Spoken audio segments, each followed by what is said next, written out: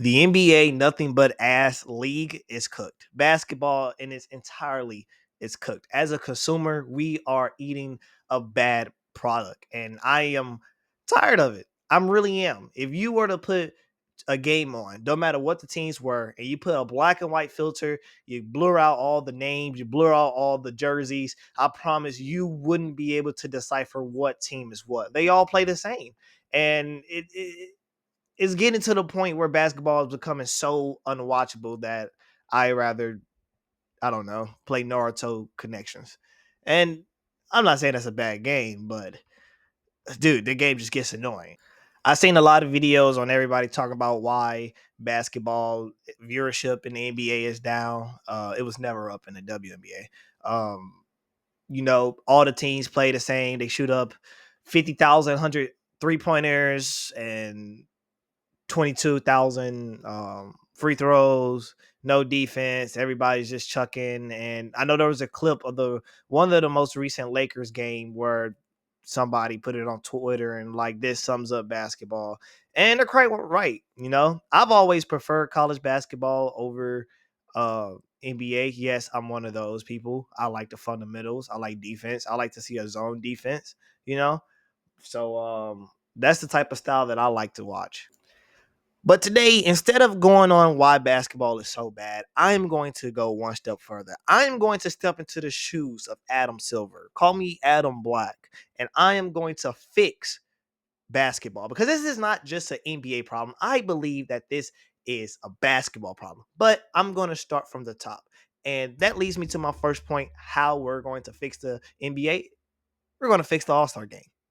The first thing I'm going to do is to make the All-Star game matter. Now you're gonna ask Mac, how can you make an All-Star game matter? It's so casual, all the best players there. They're really not going to try. Well, I'm going to put implications on this game. I'm going to steal something from another league that had viewership problems.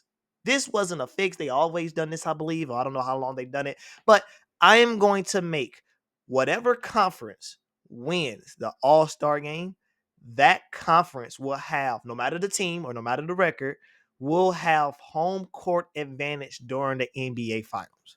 Now, these are some of the best athletes in the world. I mean, their whole life is surrounded by nutritionists, coaches, trainers to make sure they're in top tier shape.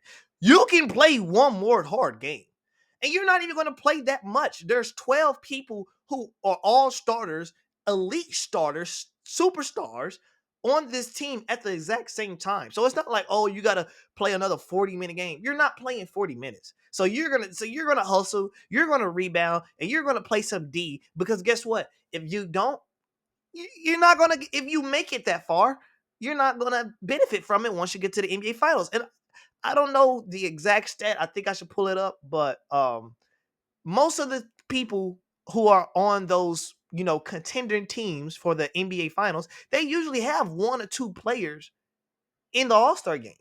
Most likely, sometimes three, four if you're the Atlanta Hawks. Shout out to Jeff Teague, but it's going to make them play. It's going to make it matter. And I think that's what the fans want. The fans want things to matter. They will watch a game that has implications. So adding this game and making it matter, just like the NBA Cup. More people watch the NBA Cup because games actually matter now. It may not matter to the players as much. Maybe they do. They take a little bit serious, but I think this is a good start. Now, this next take is going to be a little wild. It's going to be a little hot, boiling water hot, hotter than an Itachi's fire style fireball jutsu, hotter than Margot Robbie and Barbie.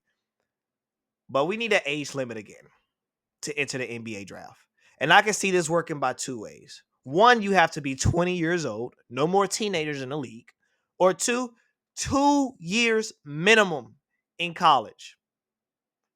Flat out. No more one and dones. No more reclassify. I'm done. If you do reclassify, I guess if you still do 2 years in college, that's fine. Right? But I'm going to just say it. I think these players are so raw in their potential that they're molding into what the team wants them to be in that moment instead of learning skills that's going to make them a good basketball player long term. And it might sound backwards. Like, who wouldn't want a raw prospect that you can mold into any shape that you want? You know, a guy that is 6'9", really skinny. You can decide if he's going to be a guard like or a wing defender, or even gain some extra pounds and put him down low, right? But I don't agree with that philosophy when it comes to basketball. I believe in two things: defense and creating opportunities for your team. If you can't defend, you shouldn't be on the court. That's just my opinion. Defense win championships. I don't care how many 3-pointers you take, how good you are in ISO scoring. Yes, I do believe you need those type of things, especially at this fast-paced basketball that we have now, but I think that's part of the issue.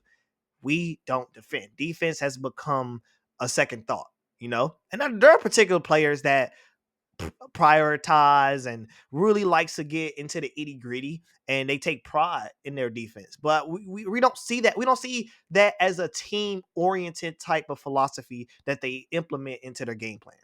And when I'm also, my second point is when I say creating opportunities for your team, you can create space by yourself. So the F what? So what? Create opportunities for your team. Now you can do that on or off the ball. But if you cannot create opportunities for your teammates, what's the point of being a good ISO scorer? Because if we shut you out as a defensive team, if we decide to zone up on you or cancel you out, and you can't create anything without the ball in your hands, that's the game plan. We're gonna win 10 times out of 10 if we dial in on defense. Now, this video is a little bit longer than I actually wanted it to be, so let me know if you guys want to get a part 2, and please drop in the comments if you have any suggestions or what you think the league should do. But I'm not joking when I say this. The NBA should implement PTO.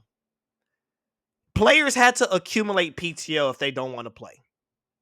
I don't care. If I have to clock into my job, right, and I have to accumulate PTO to take off and only get 2 weeks off paid, and I can't get overtime on that, the NBA should do it too. I mean, I can't tell my boss that I'm not working back-to-back weekends. I can't just walk up and say that. I can't. I have to suck it up. So some of these players need to suck it up and just play. Like I'm tired of it. I'm genuinely tired of it. If you go over this limit, you're not getting paid. You can have I don't know, maybe some 6-time maternity leave, cool, whatever, right? But you guys are paid to do these things. You guys are paid to be the best athletes, be the best shape of anybody in the world. You're the top 0.01%. There's not many like it. That's why you're in the NBA. Cool. Everybody needs a break sometimes. That's fine. Everybody needs a PTO. That's why you got the whole summer. You got the whole summer off. You should be ready for 82 games. It's just that simple. It's just that simple, bro. PTO. You get 2 weeks of PTO. So what's that? 5 games. You get 5 paid games. After that, each one you're not getting paid. I don't care what even if you're hurt. If you're hurt, maybe like, I don't know, reduce pay. You know, the team gets compensated for that. It should be in the contract. I don't think about these NBA players. They're millionaires. They'll be all right. I'm thinking about me. I work hourly. And league pass is $150. What the heck? I got $150 lying around. Don't let me talk about blackouts. For the WNBA, they should wear bikinis and some baby oil.